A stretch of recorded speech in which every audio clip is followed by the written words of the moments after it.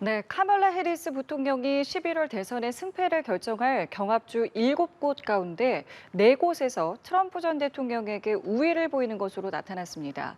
다음 주 초 부통령 후보를 지명하고 동반 유세를 벌일 예정인데요. 바이든 대통령은 민주당 전당대회 첫날 연설을 통해 해리스 지지를 다시 한번 천명할 예정입니다. 네, 한편 팔레스타인 무장정파 하마스의 최고 지도자가 암살되면서 3개월가량 남은 미 대선에 적잖은 영향을 미칠 수 있다는 전망도 나오고 있는데요. 관련 내용들 반길주 고려대학교 일민국제관계연구원 국제기구 센터장과 함께 이야기 나눠보겠습니다. 어서 오십시오. 안녕하세요. 예, 안녕하십니까. 미 대선이 불과 1, 2주 전만 해도 시기적으로 그야말로 정말 한치 앞을 볼 수가 없는데 지금 이제 좀 그런 부분들이 거치고 무언가 결과물들이 나타나고 있는 것 같습니다. 특히나 앞서 저희가 말씀드린 것처럼 해리스 부통령이 지금 경합주 7곳 중에 4곳에서 트럼프 전 대통령을 앞선다는 이야기도 나오고 있고요. 확실하게 좀 기세를 탔다고 봐야 하는 겁니까? 아니면 트럼프 측에서 이야기하고 있는 좀 허니문 효과라고 봐야 되는 겁니까? 우선은 지속 가능성에 이제 미지수가 있지만 상승세를 탄 거는 맞죠. 왜냐하면은 이번에 이제 나름 이제 미국 대선 게임 변화가 좀 있다고 보는데 경합주가 경합의 역할을 못했습니다. 즉 스윙의 역할을 못했죠. 바이든 이제 후보 당시에는. 근데 이제 스윙 스테이트로서는 기능을 하고 있고 더군다나 약간 4곳 중에서 7곳 중에서 4곳은 우세까지 하다. 그것은 분명히 상승 기류고요. 그 상승 기류가 그러면 어떻게 추동이 됐느냐. 이제 구도의 전환이라고 보거든요.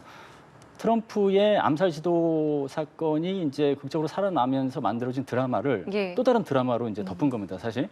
그러니까 바이든 후보의 어떤 그 약한 고리를 대신할 수 있는 후보가 필요했는데 사태로서 계기가 만들어지고 그리고 해리스를 바이든 대통령이 지지했는데 다른 민주당 당원들이 대세론으로 이렇게 후보의 위치에 올려주는 게 굉장히 속전속결로 갔거든요. 그래서 또 다른 드라마로 이제 상쇄했고 그 구도가 만들어졌기 때문에 상승세는 분명히 맞다고 볼 수 있죠. 다만 해리스 후보가 검증이 안 된 측면이 좀 있습니다. 정책적이라든가 실력이라든가 부통령으로서 4년 동안 크게 이렇게 두각을 드러낸 게 많지 않았거든요. 그러면 이제 실력을 검증하는 변수 절차, 또 다른 어떤 이 상승세를 이어갈 수 있는 변수가 무엇이 있느냐에 따라서 지속성은 영향을 준다고 봅니다. 그게 대표적으로 러닝메이트 지명, 그다음에 전당대회, 그다음에 9월 대선 토론 성사에 따른 어떤 결과, 그게 볼 수 있겠죠. 그럼 하나씩 살펴볼게요. 지금 말씀하신 러닝메이트.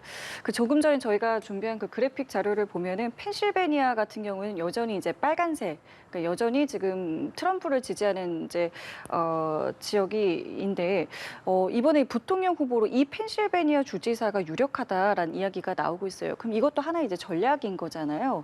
어떤 부통령을 지금 머릿속에 염두에 두고 있는 거라고 보면 되겠습니까? 우선 이거는 미국의 이제 선거 공학적으로 생각을 해봐야 되는데 미국이 컨텐츠 자체는 직접 선거지만 선거 인단을 통해서 선출하는 간접 선거이기 때문에 선거 인단이 중요하잖아요. 즉 국민 전체적인 지지보다 선거 인단 확보, 즉 538명 중에서 270자리를 가져와야 되는 게 중요한데 그런 측면에서는 경합주 중에서 펜실베니아가 가장 높은 선거 인단수를 보유하고 있어요. 19개. 그러면은 270개를 이제 확보하는데 굉장히 중요한 거죠. 그런 1차 방정식으로는 그렇습니다. 그 1차 방정식으로 보면 당연히 이제 펜실베니아 주지사인 셔피로를 등장시키는 게 선거인단 확보에 유리하다라는 계산이 나오는 것이고 그리고 공화당 부통령 후보인 제이드 벤스의 구도를 또 상쇄시키는 효과. 그건 뭐냐면 러스트벨트 출신에다가 백인 남성 그 구도를 이제 차단해서 중도층을 좀 끌어올 수 있는 게 있잖아요.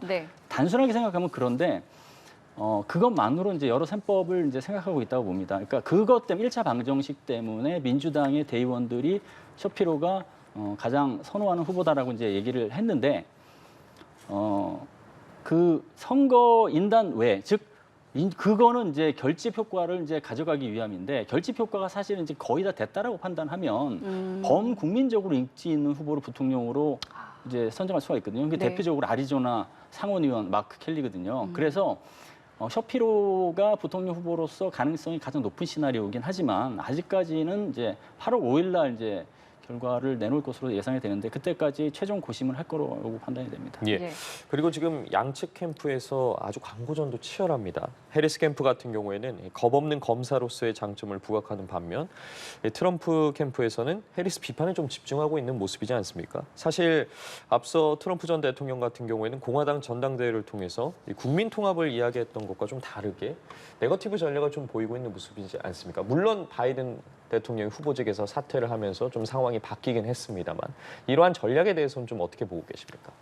그것은 트럼프가 왜 국민 통합을 했느냐 그 성격을 좀 따져봐야 될 것 같아요. 그때는 암살 시도 사건에서 살아남아서 극적인 드라마가 연출된 직후의 전당대회예요. 예. 그러면 스스로는 대통령이 된 것으로 성격 규정을 했을 겁니다. 그러면 국민 전체를 대상으로 통합을 얘기해야 돼요. 즉 예. 대선 레이스 과정에서 갈등을 봉합하고 치유하고 그래서 한 명의 대통령이다라는 이미지 차원에서 국민 통합을 얘기했는데 원점으로 돌아갔잖아요, 레이스가. 그렇죠. 그러면은 다시 트럼프 원래 방식으로 이제 나타나는 겁니다. 그게 이제 네거티브 전략일 수도 있고 뭐 정체성 정치도 있고 그러니까 선거 구도가 해리스의 검사 대 뭐 피의자의 구도 뭐 이런 구도가 이제 만들어지는 것이고 그런데 이런 구도가 이제 얼마나 이제 전략의 끝까지 이제 갈지는 여러 이제 부분에서 봐야 되겠지만 미국 지금 지형상 이 네거티브 전략이 11월 5일까지 갈 가능성이 높다고 봅니다. 그러면 지금 말씀하신 것처럼 이게 상황에 따라서 지금 전략이 계속 바뀌고 있잖아요. 근데 말씀하셨던 이 벤스 부통령 후보에 대한 어떤 여러 가지 좀 과거의 어떤 발언들로 인한 좀 비난들이 좀 있는데 이 벤스 부통령도 바뀔 수 있는 것이 아니냐 이런 관측들도 있는데 가능성에 대해서는 어떻게 좀 보겠는지요? 가능성이 전혀 없지는 않다고 봅니다. 왜냐하면 트럼프 진영에서는 바이든 후보가 계속 후보직에 있기를 바랬을 거예요. 근데 사퇴하고 해리스가 그 자리를 이제 받아서 대세 그러니까 상승세를 이제 키우다 보니까 게임을 변화시켜야 되는데 제이디 벤스가 그 본전도 못 차린다 이런 얘기를 이제 할 수가 있거든요. 왜냐하면은 부통령 지명하면 최소한의 뭐 컨벤션 효과가 있어야 되는데 그런 역할은 없었고 게다가 이제 마이너스 요소만 많이 나왔잖아요. 그래서 뭐 아이 없는 뭐 소시오패스 이런 규정은 굉장히 그 국민들의 마음을 불편하게 하는 요소이기 때문에 최소한의 기본 역할은커녕 마이너스적 속성이 있다라고 판단했을 때 트럼프의 어떤 성향상 you are fired 뭐 이런 그런 성향상 그런 얘기도 했었거든요. 바이든 행정부에서는 왜 모든 뭐 내각 참모진들이 바뀌지가 않느냐.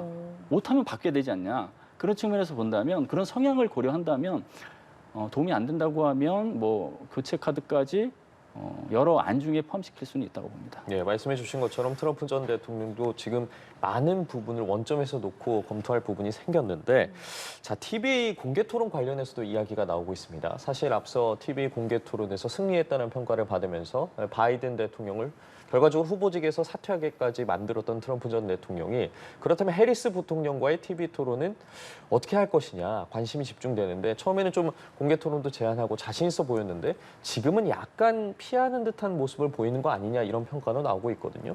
둘의 좀 TV 토론에 대해서는 어떻게 분석하고 계십니까?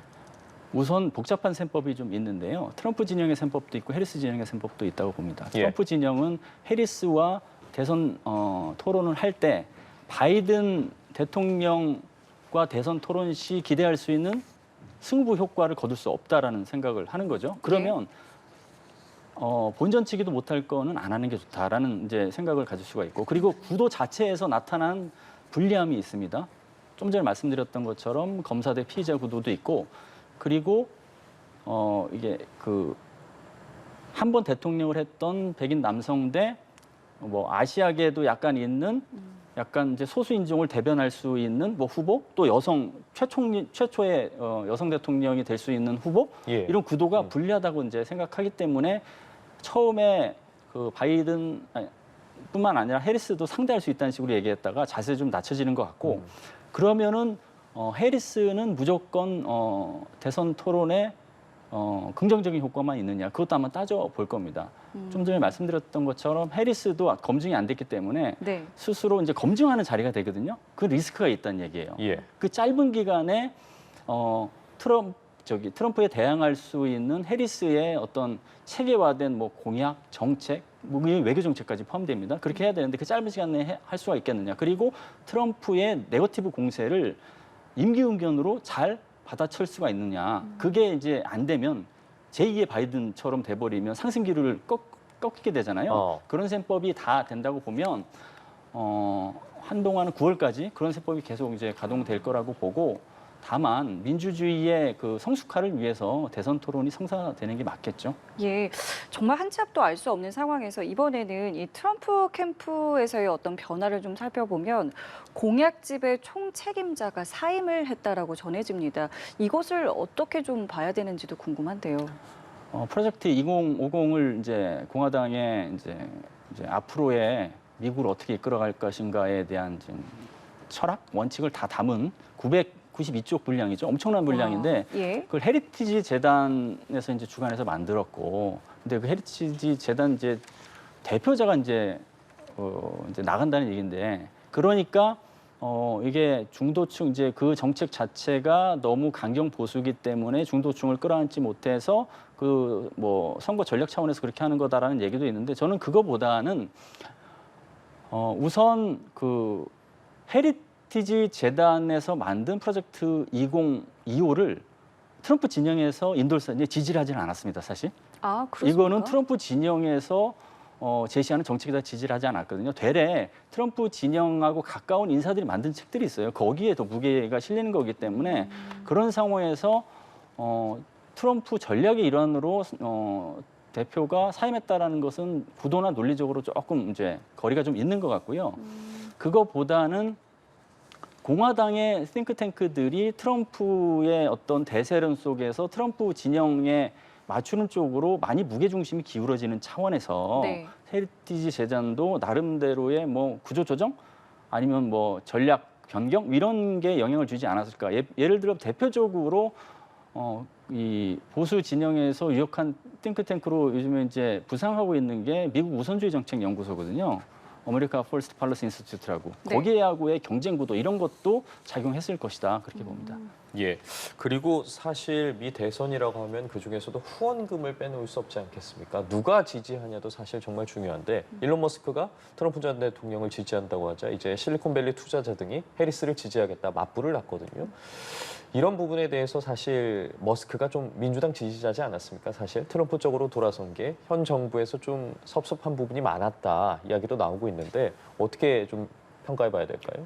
섭섭하다는 부분이 전혀 없지는 않다고 볼 수 있겠죠. 바이든 행정부 초기에 전기차 관련 이런 어떤 계획을 짜고 이런 자리에서 테슬라가 좀 배제된 부분도 있고, 그리고 그런 것을 이제 고려한다면 그래도 트럼프가 대통령이 된다면 전기차 이제 보조금 문제에서 유리한 고지가 아닌데 그럼에도 불구하고 트럼프 올인을 하잖아요. 트위트 트럼프 계정도 이제 복원시켜준 예, 예. 것도 그렇고 암살 시도 직후 이후에 한 30분 후에 지지 성명 발표하고 그다음에 선거 자금도 이제 많이 이제 후원해주고 막 이런 것들은 올인이거든요. 예. 그 올인이라는 거는 약간 뭐 섭섭한 푸대접이라는 심리적인 요인도 있겠지만 기업 경영인으로서 기업 전략도 어느 정도 동기화되는 측면이 있어서 그렇다고 봅니다. 예를 들면 전기차에서 보급형 전기차 같은 경우는 그런 그 보조금 지원 정책에도 불구하고 경쟁력을 가질 수 있는 부분이 있고, 그리고 트럼프를 이제 처음부터 이렇게 지지를 하면 트럼프 행정부 초기에 경제 정책, 뭐 전기차 정책 여러 가지를 짤 때 트럼프가 아니라 이제 그 테슬라 경영자인 일론 머스크가 네. 목소리를 낼 수 있는 여지가 그 공간이 확보가 되는 게 있거든요. 그래서 이제 그것을 노리고 있다. 그렇게 볼 수 있겠습니다. 자, 이렇게 모든 것들이 움직이고 있는 상황에서 민주당의 전당대회도 이제 곧 열리게 됩니다. 연설자들을 봤더니요. 바이든 대통령이 첫날에 하고 클린턴, 오바마 전 대통령의 뭐 미셸 오바마 또 힐러리까지도 논의가 되고 있다고 하는데 원래 이렇게 전 대통령이 나와서 하는 게 좀 일반적인 건지 아니면 좀 상당히 좀 이례적인 건지 궁금한데요. 전직 대통령이 전당대회에 나가서 지원 연설을 하는 것은 상징성과 실착 효과가 있는 거죠. 뭐냐면 본인이 국정을 책임져서 실제 해봤던 사람으로서 네. 이 후보가 그 역할을 제일 해낼 수 있는 사람이다라고 지원해주면 신뢰감이 좀 드는 그쵸, 거잖아요. 그쵸. 그래서 이제 그런 것들을 많이 해왔고 심지어는 뭐 오바마 대통령도 2012년에 재선을 노릴 때 클린턴 대통령의 전당대회 지지를 받았고 오바마도 이제 그런 식으로 역할을 많이 해왔고 그런데 이번에 좀 차별화된 지점은 두 가지 정도라고 볼 수 있겠는데요. 네. 집권 2기 선거 레이스를 포기한 현직 대통령이 전당대회에 나서서 후보자를 지휘해 주는 거. 그건 이제 굉장히 이례적인 사실은 구도죠. 두 번째는 이번 미 대선이 보면 전당대회가 보통 컨벤션 효과가 있는 건데 컨벤션 효과가 굉장히 여러 가지고 다양해지고 있습니다. 트럼프도 컨벤션 효과 비슷하게 이제 암살 예. 사건으로 이제 받았고 그다음에 해리스도 마찬가지로 뭐 그 바이든 사태로 컨벤션 효과가 분명히 있었습니다. 그 컨벤션 효과가 남은 카드가 더 많은 게 민주당 진영이죠. 그게 이제 러닝메이트 지명, 그다음에 전당대회 뭐 이런 것들인데 그 컨벤션 효과를 극대화하기 위해서 네. 지금 전직 대통령 플러스 현직 대통령까지 나서준다면 과거에 이렇게 해왔지만 더 상승세를 높이는 효과를 기대할 수 있겠다. 그런 측면이 있어서 주목이 좀 됩니다. 예, 그렇군요. 그리고 이런 와중에 어제 팔레스타인 무장정파 하마스의 정치 최고 지도자가 암살당하는 사건이 있었습니다. 바이든 정부가 어쨌든 가자 전쟁 휴전 협상에 좀 적극적으로 개입을 해왔던 상황에서 이런 일이 벌어졌고 그렇다면 이번 암살 사건이 미 대선에도 영향을 미칠 걸로 보이는데 어떻게 좀 향후 전개가 될 거라고 보십니까? 어느 정도 영향은 있겠죠. 근데 그게 미 대선판을 흔들 정도의 영향은 아닐 겁니다. 미 대선상 외교 정책보다는 국내 문제 쪽에 지금 무게중심이 있고 수표도 이제 그런 쪽이기 때문에 그렇지만 바이든 행정부가 잘 해내지 못했다는 부분을 트럼프 진영에서 공략할 수 있는 포인트가 되겠죠. 그러니까 중동의 리스크 관리를 해야 되는 리스크가 점점 커지고 있잖아요. 예. 그리고 최고 지도자 암살 같은 경우는 그게 이제 더 증폭되는 거니까 바이든 행정부가 잘 못했다고 하는 것은 바이든 행정부를 계승하려는 해리스 행정부에 대한 불안함으로도 작용되잖아요. 그쵸. 그러면 분명히 민주당 진영에서는 좋은 소식이 아니고요. 미국 대선 측면에서도 그러니까 공화당은 이것을 파고들어서 공략을 할 것으로 보입니다. 자, 그렇다면은 이제 미국 대선이 100일 정도 남았고 전혀 지금 뭐 상황을 예측하기가 어려운 상황에서 우리는 어떤 것들을 좀 준비를 해야 될지를 좀 끝으로 여쭤보고 싶은데요. 어떻게 좀 생각하세요? 대선 후보가 지금 팽팽하게 대결하는 상황에서 플랜 A와 플랜 B가 같이 준비될 필요가 있다. 즉 자유주의적 국제 질서, 규칙 기반 질서를 지금처럼 잘 지키려고 하는 후보가 당선될 경우와 그렇지 않은 후보가 당선될 경우를 좀 따져봐야 되는 게 있고 다만 북한 문제에 있어서는 트럼프가 김정은을 이제 만나려는 의지를 막 보이려고 하는 부분. 네. 그런데 그게 성사될 가능성이 얼마나 있는지는 좀 다른 차원입니다. 김정은이 많은 조건을 제시할 거기 때문에 그런 상황에서 한국이 배제되지 않도록 주된 역할을 할 수 있도록 미국과 이제 공조의 폭을 넓히는 부분이 하나가 있겠고 해리스가 만약에 된다 하더라도 북한 이슈의 우선순위가 지금처럼 낮은 것은 지속될 수 있거든요. 예. 그렇게 되지 않도록 소통을 여건 조성 단계부터 단단하게 하는 부분 그런 부분들이 숙제가 될 거라고 봅니다. 이 부분은 플랜 A와 플랜 B 모두 고려했을 때 대처하고 따져봐야 되는 대책 선택이라고 봅니다. 그럼 이것만 좀 짧게 여쭤볼게요. 말씀하신 것처럼, 그러니까 북한이 지금 누가 되든 간에 이제 북한이 변수가 될 수 있다라는 말씀이신 그렇죠. 것인데, 북한은 그럼 지금 이 대선을 좀 어떻게 바라보고 어떤 것들을 좀 바라고 있을 것 같으세요? 북한은 트럼프가 김정은에게 절대 권력을 가진 그 권력자에게 호감을 갖는 성향이 있잖아요, 트럼프가. 그러니까 절대 권력자에 대한 호감의 리스트에 김정은이 있다는 거에 좀 기뻐하고 이게 최소한 회동이라도 회담이 아니더라도 회동이라도 할 가능성에 대비해서 트럼프에게 축하 메시지를 전하기 위한 친서라든가 이런 걸 좀 준비하고 있다고 봅니다. 그래서 그 소통을 하겠지만 그 소통의 결과는 비핵화가 아니라 공식 핵 보유국으로 가는데 전략판을 유리하게 돌리기 위한 그런 구도를 설계하는 단계라고 보기 때문에 그렇게 되지 않도록 하는 게 또 우리 정부의 몫이라고 보겠습니다. 예, 알겠습니다. 앞으로 발생하는 여러 상황들이 미 대선에 어떤 영향을 미칠지도 좀 지켜봐야 할 것 같습니다.